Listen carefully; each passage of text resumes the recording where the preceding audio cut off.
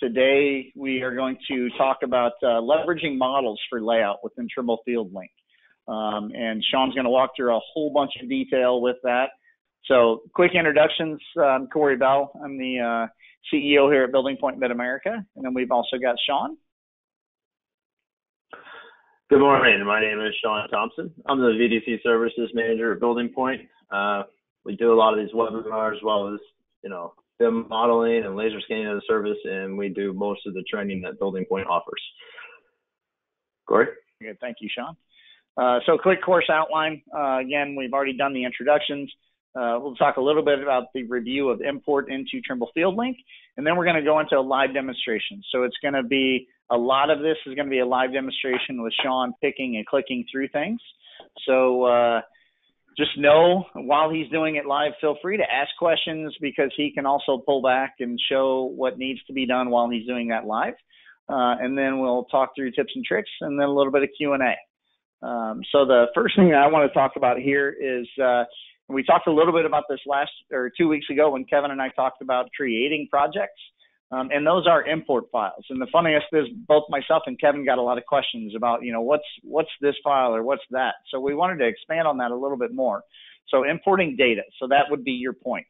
The data types that you can pull into Trimble Field Link are a CSV, which is a comma separated value, or a TFL, which is a Trimble Field Link file. So I just provided the extension names for all of those because I wanted you to know, because some people will say a CSV, others will say a comma separated value spreadsheet. And typically the software that you'll view those on is typically going to be something like Excel or something like that. So it's not an Excel worksheet, but it's your data. Outside of that, importing the drawings. And this is kind of funny. I'll kind of share a little bit. Sean and I learned what one of these means today. And that's a PDF. Everybody's known PDF in that term, and I had to actually look it up. It's portable document format. And then outside of that, you got a DWG, which is a drawing file, a DXF, which is a drawing exchange format, an SKP, which is a SketchUp file. What you'll notice is DWGs come from your AutoCAD and things like that, as does the DXF. It's a direct export. SKP comes from SketchUp. So as I think everybody pretty well knows, Trimble owns SketchUp as well. SketchUp's another viable tool for pulling in 3D models. And then the one that over the past 2 to 3 years, I'd say Sean and I have become really big fans of is the IFC, which is an industry foundation class. IFC is a really cool file format that allows you to export out of whether it's Revit or Autodesk or even Tekla. And from that, you export a 3D model, and it's spatially represented with everything, but it can have metadata in it as well. So what it doesn't include is the graphics, rendering, and hatch styles and things like that, which is, again, why Sean and I have kind of become really big fans of the IFC file, is just because the fact that it doesn't take up a lot of storage room, but you can store a ton of data within that model. Can you hear me, Sean? I hear. You're good. Thank you. You went silent. Sorry about that. You're good. Okay. So, sorry. I knew Sean knew something was off when I was quiet. Anybody that knows me that's in this crowd is probably chuckling about that as well. So if I'm quiet, something happened. So I apologize for that. So just wanted to kind of walk through that. I know Sean's going to show you live a couple of IFCs and working with them. And without any further ado, Sean, I'll kind of give it to you. I'll walk off camera and get you the presenter here. Thank you, Corey, and welcome back to Corey's Bald and Beautiful show. Obviously, I'm not the bald one, so sorry to disappoint your beautiful this morning, but here we go. Today, we want to focus on exporting models. A lot of people, send out models, or if you're on the tablet, you only have the one model you're working with, right? However, in conjunction with Trimble Field Link Office, we can actually load multiple models, and that's going to be our focus today. We want to load multiple models. Okay. Hey, Corey, can you give me a thumbs up that you can see my screen, please? Make sure we're good. All right, good. Thank you. All right, so I have my Revit model open here. This is a school edition, we'll call it, somewhere here in North America. But the first thing I want to do basically is go into export my IFC. So I come to File, Export, select IFC, right? Again, the tablet, like Corey was hitting on earlier, is built on the Tekla graphics engine, which the native file format is an IFC. That's the preferred file format it wants to read. Your performance is going to be way better as well, but not the only one, as Corey had mentioned earlier. So, all right, so to export an IFC, I'm going to pick its path first. Now, I've already saved these because it takes a little bit of time, and I'll give you those times here in just a second. But if I go to my desktop and pick my IFC export here and just click OK, it's going to show me the ones that I already saved. So let's keep them there. The main thing we're going through is the setups. Now, there are some profiles set up in here that you can use to export an IFC. I usually use the Insertion setup. I'm going to go here to modify. We're going to modify some of the settings to get the desired result in the model and the performance we want out of it in the Trimble Fieldlink Office software. Setting is the IFC version. I rarely change that, but if you had certain things that you were looking for in those profiles, you could pick them there. Okay. Formats in IFC. The boundaries of the spaces, if you want to have it automatically kick it out for first level or second level or vice versa, we can do so here. However, our focus today is to basically send the models out entirely and then do some sectioning in the Trimble Fieldlink Office software as well as on the tablet. Okay. So I'm going to leave that to none for now. The rest of it probably doesn't matter for what we're doing here today. There's some important ones here to click or not click. Okay. Notice I have these two options selected here. And what it's telling me is export linked files as separated IFCs. If we want model manipulation in the field, what I mean by that is if I want the MEP models, the architectural, and the structurals all to come on into my model as separate, into my Trimble Fieldlink as separate models, and I want the option to turn off, say, just mechanical, turn on and off just electrical, turn on and off just structural. I need those as separate files, so I'm going to click that separate files, okay? Export only elements visible in view. I usually have that one selected, mainly because I like to hide a lot of stuff in Revit that I don't want to see. So if I've already hidden it, I don't want it to show up in that view. However, that's a user preference thing, and you need to make the appropriate selection, okay? Property sets. Obviously, I am exporting the IFC common property sets. If you want, you can select the appropriate box. The parameter mapping table, again, this is where we're going to drive to those mapping files. Corey mentioned that earlier. And in the export guide that we have for you guys, it's going to come out on Monday, or if you download the handout now, it includes a lot more detailed information that we're going to get into here today. But just know that the IFC mapping is pretty important, okay? Level of detail, obviously I keep mine on low, and you guys will see the results. Low is pretty good. Again, depending on how heavy your model is, make the appropriate selection, okay? There's some advanced settings in here. The only one I've ever messed with in here very often is include the site elevation for site local placement origin. You can do that at certain times. Very rarely export the bounding box, but you can if you want. So just note there's a few different settings here. If I were to click OK right now, it would save these out. These three files that I saved out here, which is architectural, structural, and plumbing. When I go to my desktop, we'll look at them. They're rather large files, so yeah, I got 281,000 kilobytes, 813,000 kilobytes, 27,000. It took about 12 minutes to save all three of those out on my computer here. Okay, so keep that in mind. And now that we have those three, okay, so that's it for exporting out of Revit. Same for AutoCAD. Go to Save As, Export As an IFC if you want to do it that way. Obviously, you can use DWGs and other things, but all right, we're going to switch over to Trimble Fieldlink Office. Now, I started a blank project here, okay? I want you guys to see in your jobs folder, it lets me do that. No, I'm in it there, okay. So I have nothing in my jobs folder, right?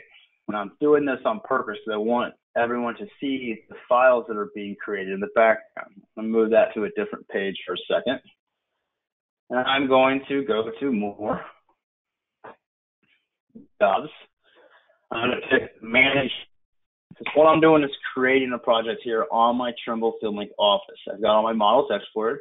I'm now creating this project. So let's create this. We'll call it Model Manage, right? Now I have a blank background. I've created a project. I come over to my folder. I've now created a model manage.tfl. Notice there's now a model manage.dat. It's empty, but it's there, okay? It's a data folder that's working in the background. We'll talk a little bit more here in about a minute, all right? I go to more jobs and then import. I've already created my project.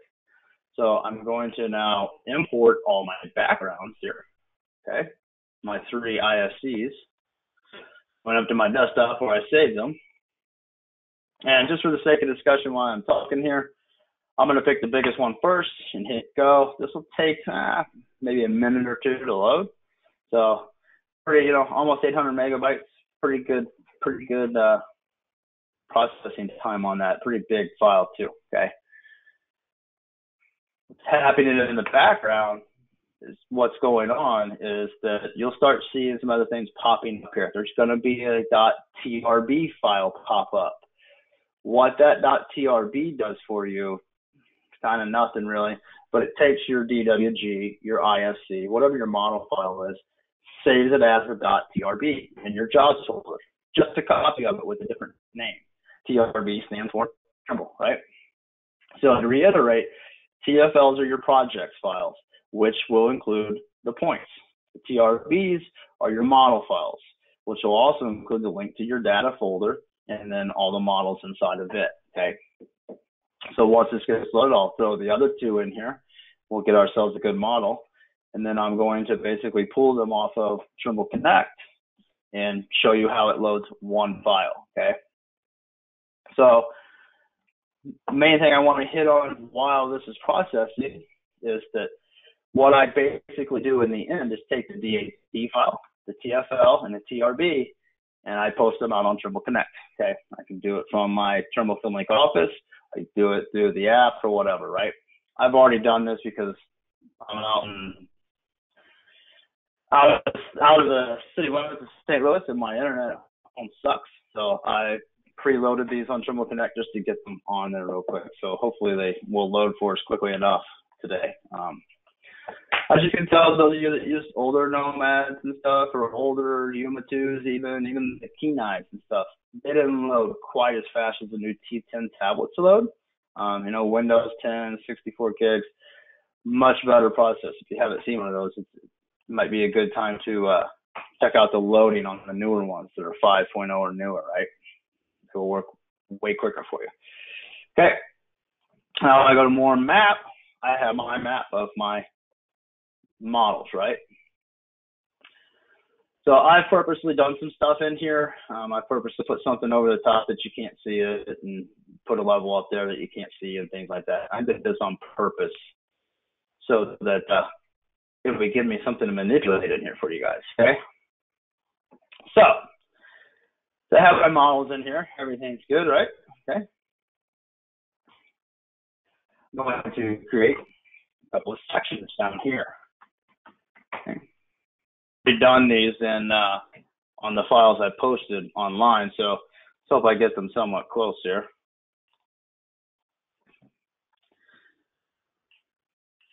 I'm going to call section box 1 Jim. Save. Okay.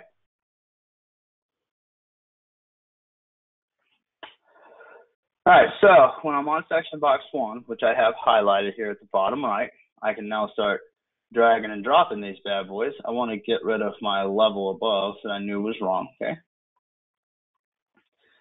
And I'm going to get into a top view and say, okay, I know where the gym is here. I want to peel off a wall here real quick, okay? We can see inside of it.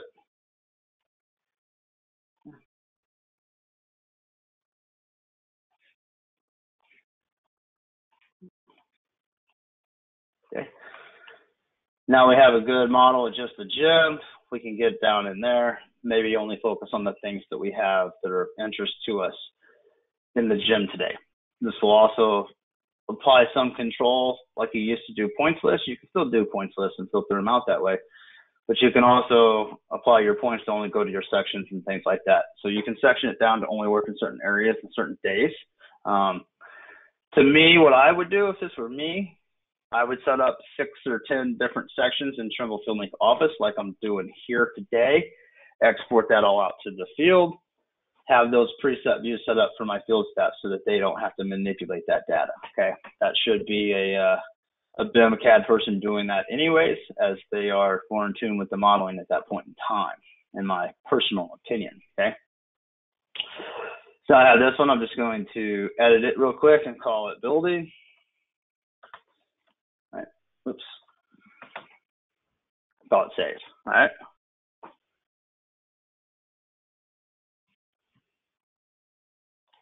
If I minimize my screen, that makes the dialog box go away, but I still get my overall box parameters of where my section is cut. All right. If I want to switch between one section to the next, I come over here and click on gym, and there we go. So this takes us back to the gym, okay?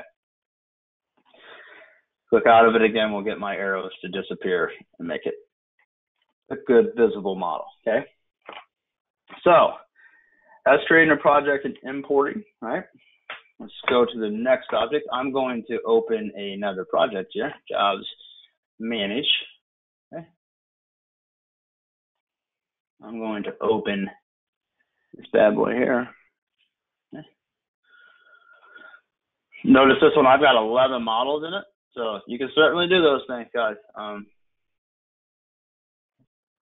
So keep that in mind. There's 11 different models in this thing, all right? So if I come here, I see all 11 models, okay? Sorry if you're the one I stole this model from, I'll apologize now, okay? All right, so what I have done out on Trimble Connect, I bring it up over here, okay, is I have our same project that we set up in, 2 weeks ago or 3 weeks ago when we had the Trimble Connected workflow, okay? So I have taken these 3 files, TRB, TFL, and data file, okay, and I have posted them out on my Trimble Connect, all right? So they're there. I did these an hour ago. They've all been synced. If I go into the model management, it'll give me the data folder, which this is the models, right? That TRB is a saved as, but when you have multiple models in your files, the .data folder is very important, right? So it's basically keeping all that data for all the models. By that, what I mean is the TRB is only 4 megs. If I come in here, this thing's 95 megs, right? So very important that these 3 files stay together as a married couple, right? As long as they stay together as a married couple, when I go to Trimble FieldLink, I go to Trimble Connect, right? Sign myself in. I can go to More, Jobs, Manage. Notice my Trimble Connect point cloud, or my cloud service is now available. So let me open that bad boy, okay? This gets me to all my stuff on Trimble Connect, which I have a lot of stuff, okay? And model management is where I want to go. Now here, this is a pretty important part. Notice I'm only seeing 1 file here, right? This is my TFL that I'm seeing.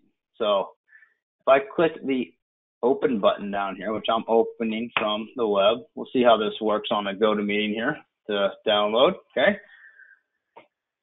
But as you can tell, it's importing associated files. That was a 1 file open for you that are in the field. Someone on your CAD BIM side doing this properly should have all this set up with the sectioning, all the appropriate files put out to you on Trimble Connect. That way him or her that are in the field is a 1 file open, which is that TFL, okay? And then here we go. That just basically automatically associated all of those files, okay? Notice I have my full-blown thing here, okay? Didn't save my section views because I didn't have them saved. The reason that was is because I didn't save those files that I just made those sections in, okay? I want to come here and make some new ones. How I would combat that before I go on is that instead of doing this live on a webinar, just take those 3 files and post them out that I created that on. It takes about 15 minutes to sync, and I don't think you guys want to watch me try to make 15 minutes of sync here. So anyways, we have some more section boxes we can do there. I am just going to add one real quick to get this thing off the roof so I can see it, okay? Let me add another one real quick. What the heck, all right? Okay.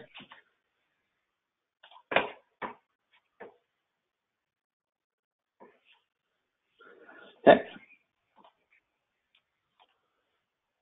Get down to another one on the gem here. You guys can tell it's pretty easy to manipulate this. Pretty easy to set up some sections. So if you make the same mistake I just made, you guys in the field can do them really quickly. Okay. Call that good for the sake of this discussion. Back to the gem. Okay.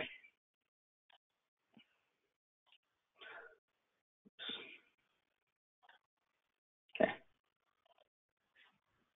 Hold up.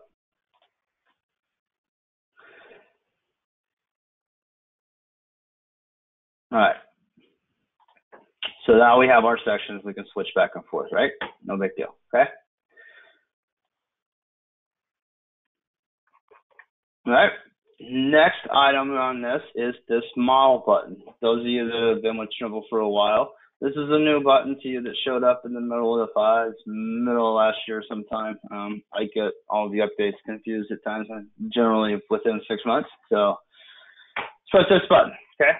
So notice we get the 3 models, those 3 IFCs that I exported are now listed here, okay? If I want to turn off my dummy level that I have in here, or the whole architectural, I can click the eyeball there, right? And that will take me down to just the plumbing and just the structural. Maybe I'm just interested in plumbing at the moment, okay? Or just structural at the moment. I can get down here and see all my plumbing, right? Focus on whatever is of importance to me at that moment, right? Obviously, this is a 3D orbit. I can spin around, do everything you do in a 3D model, right? Okay. So model manipulation of turning those on and off, no big deal, okay? Whatever the appropriate setting is, again, but you have to have Trimble FieldLink Office to put all those models together so that they come out as one file on Trimble FieldLink in the field, okay, on your tablet, right? Hey, Sean, if you don't mind, I'd like to also point out that icon that you're looking at for the models and drawings. That's the same icon when you're looking at files to open or import. It'll have that symbol next to it when it's a drawing or a model. Okay. Yeah, the cube, absolutely. Yeah. What Corey is referring to here is when I go to Jobs, Manage, or Import, notice you get different symbols here, okay? So that's showing me right here that this is a model file, right?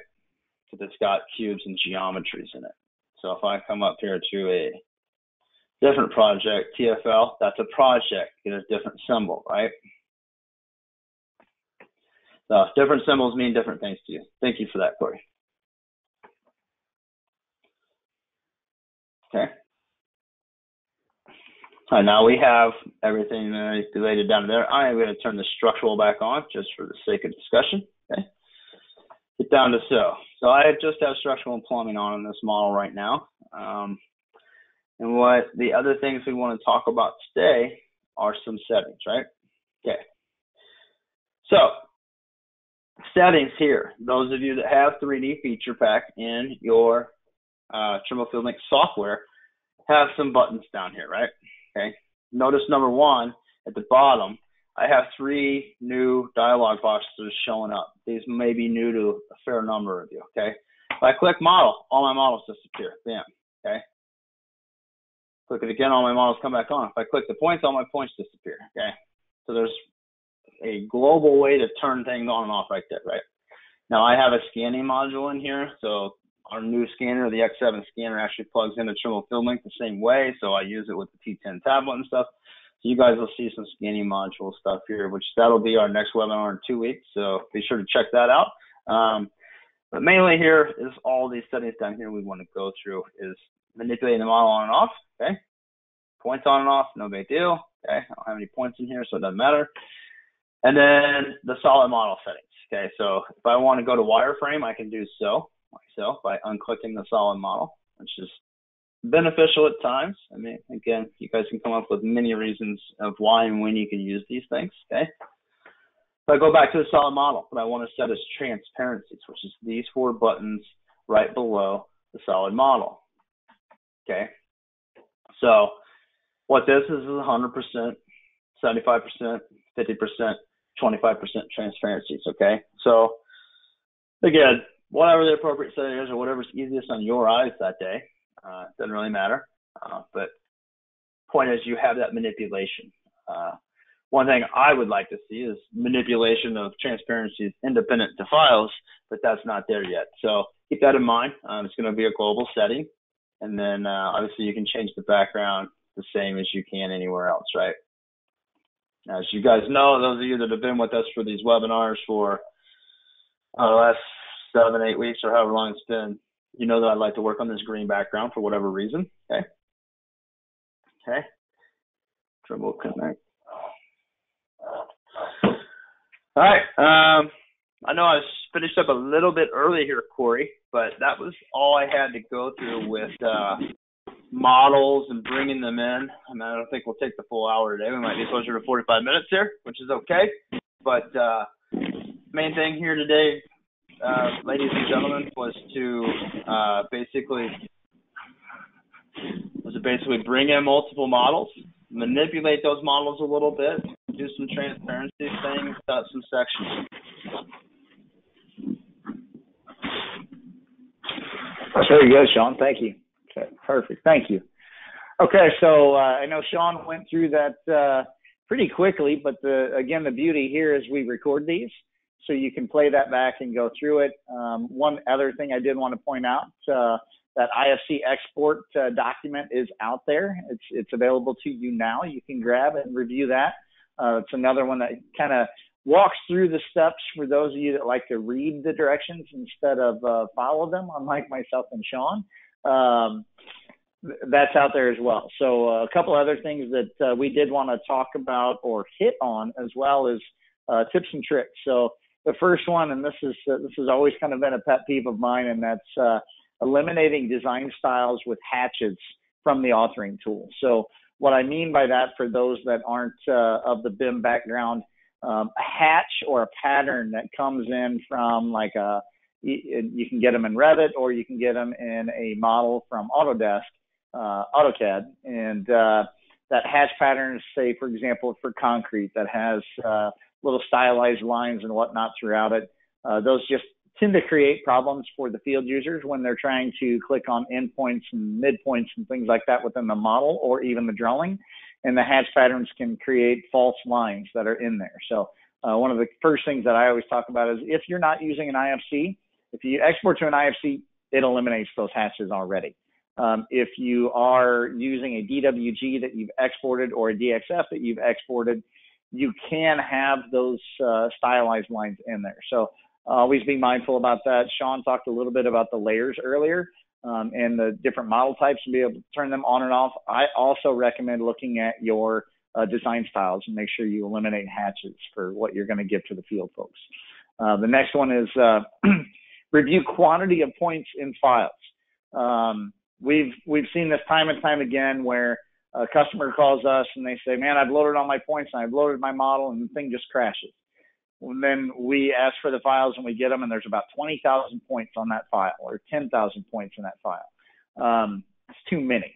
It's not to say that you can't have that many, but at least use layer control and things like that to turn them on and off, because what you're doing is you're essentially overburdening the computer. So keep in mind the tablet that you've got, these T10 tablets, even though Sean talked about them, they're pretty robust and pretty fast, but it's a tablet. It's not a laptop computer. It's not a desktop computer. So it doesn't have all the RAM and things like that that you're used to dealing with. So just be mindful of that.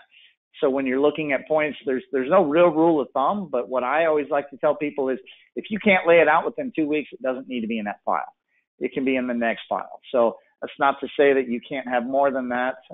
But again, I've met a lot of layout folks that are really fast. I even touted myself as being pretty fast at doing layout. but I don't know anybody that can lay out 20,000 points in 2 weeks and have them all 100% accurate and nothing changed. So just keep that in mind. Don't overburden the file, and don't let them allow you to overburden the file either. The other one here is leveraging layers. So allowing the field users ultimate flexibility. And just like what Sean showed, if you export in one file altogether, Sean exported it into multiple files. So he was able to turn this model on or that model on, which is fantastic. But even in that, there are layers inside of those additional models.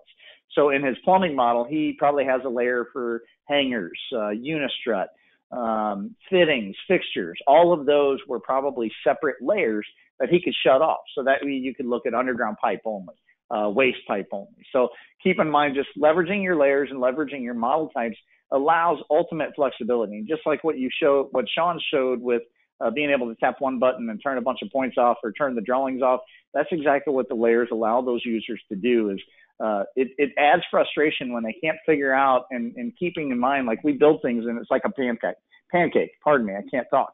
And I love cake though. So as we build, it's like a pancake. And as we build the models, everything stacks over the top of each other. And if your models are stacked over the top of other things, then your user has to flip around and try to get to the point that they're wanting to. Whereas layer control allows you to, I'm going to shut everything off on this layer, maybe even at levels and different things like that. So be thinking about not only leveraging layers, but also leveraging your models to help the field users considerably. And again, that's one of the tools that's in our software that we really enjoy, is the fact that you've got layers and you've got model control. That's amazing to me, because now you've got ultimate design flexibility into the palm of your layout person's hand. The last point on here is setup of working on multiple models, just like what Sean showed, must first be completed in Trimble Field Link Office. So what that means is, before I take it to this tablet, you don't take this tablet and load up every model on it and do what Sean did. When he managed those models, the multiple models have to be managed in Trimble Field Link Office. Trimble Field Link Office is the same software that you've got on here, except it's on your desktop or laptop computer. The reason that that tool is built in that way is, as we all know, not everybody exports a model or a drawing in the same scale and the same parameters, or better yet, the same coordinate systems. So what you're doing by the computer is allowing something with more RAM and more memory to be able to stack those models, manipulate them, move them around. And even if you had a PDF model to stretch and put that to the same scale as everything else, that's why you have to do it that way. So don't think that you can take this tablet, load 10 models on it, because you're going to call us angry. And although we don't mind talking to you at any point in time, we'd rather you guys learn a little bit more and how to manage this. And that's where Trimble Field Link Office comes in handy. Yeah, Sean? Yeah, on that note, this is a conversation I was having with someone this morning. You can certainly switch between backgrounds and kind of do a workaround by just, say, import mechanical background, then go import architectural, then import plumbing, then go import this one. It's going to clutter up your jobs folder, which is okay in the heat of the moment, but it's kind of a hassle to switch back and forth that way. But it's somewhat of a poor man's workaround, and it's worth mentioning. And while you're on Trimble Field Link Office here, I would also mention something that I think is really useful, is the PDF insertion. Okay, not only does it allow you to bring in a PDF, but it allows you to scale it, rotate it.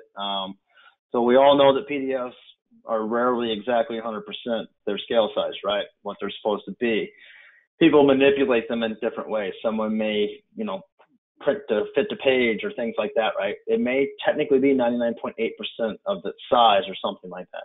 That's a problem with these machines. So if you have something like Trimble Field Link Office, you can pull that PDF in, create some points on control lines or something, somewhere point of reference that you know, and just verify that that is correct. Make sure that you have 25 feet from center to center of columns and things like that, right?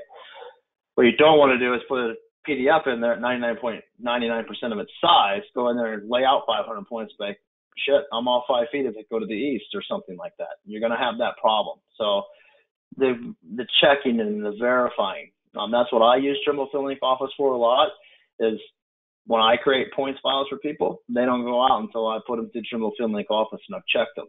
They get that level of quality assurance before they leave the building. However, I have everything preloaded on Trimble Connect so that when someone uses those files in the field, they go out, they open, and they're done. And that's it. It's just straightforward and moving on, okay? So it's worth noting. That's all. Go ahead. Very good. And Sean hit on this, but he didn't overhit it, so I'm going to. Another one with Trimble Field Link Office is the ability to view what your field team is viewing. So if they have an issue with, I pulled this drawing and this file in, and this is what I see, instead of telling them to grab their phone out and send you a picture of it, have them send you the files, or better yet, use Trimble Connect and open exactly what they're looking at and be able to troubleshoot that. That's where Trimble Field Link Office is really, really keen. So thank you, Sean. No. Okay, so other resources. We've got a lot of resources out there. Hopefully, some of you folks have been tying into some of these and working through them. One of the first ones that I want to point out here is learn.trimble.com. Learn.trimble.com is typically free courses allowing you to go out and learn a little bit more about the product or other products, as well as they'll have supplementary information and handouts for you as well. One of the bigger ones that I'm going to talk about here is our own Building Point Mid-America YouTube page. If you've not subscribed or looked out at that, I highly recommend you do it.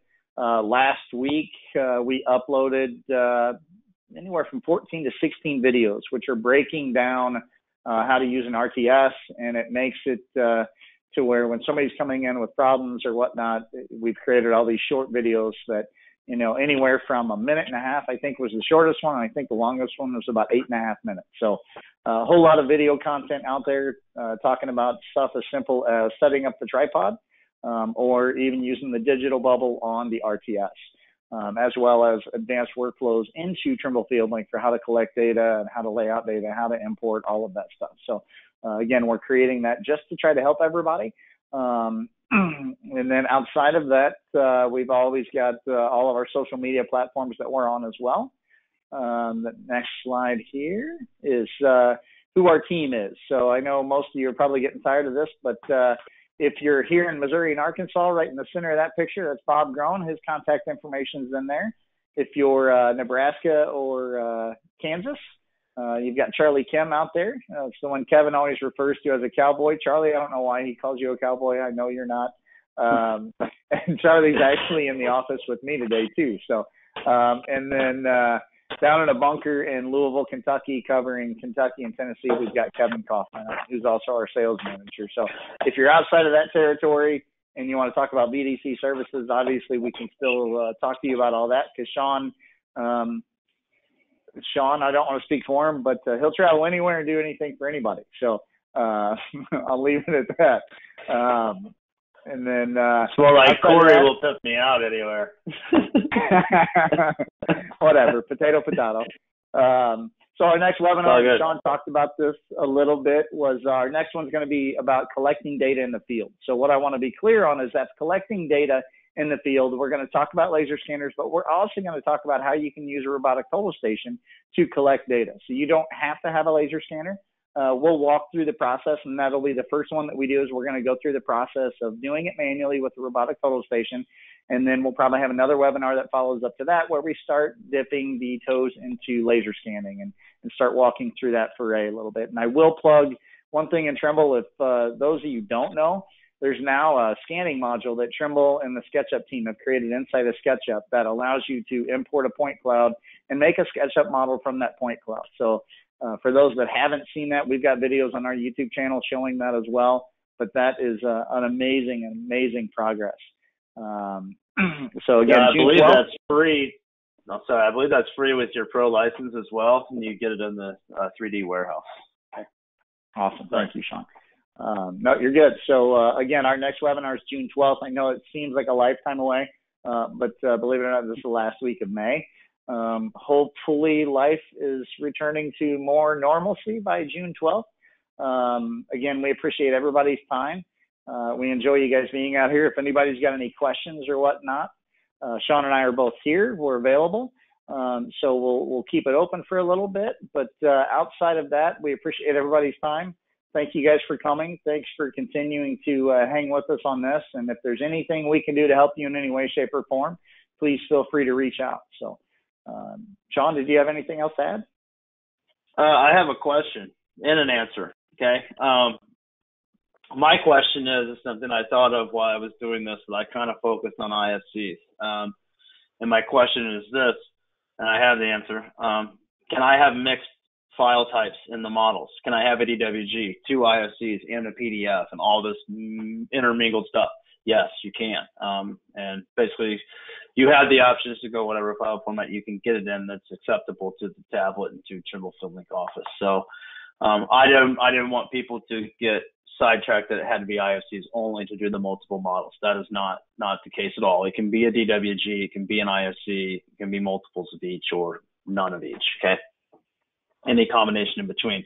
The second question I had is no answer. It's not really a question. It's just more about what you said about our next upcoming webinar, which is the collecting data. I would say that some other people also refer to that as a no data setup, okay? I think that that's important to say as well, okay? So that's all I have for questions and answers that I answered myself. All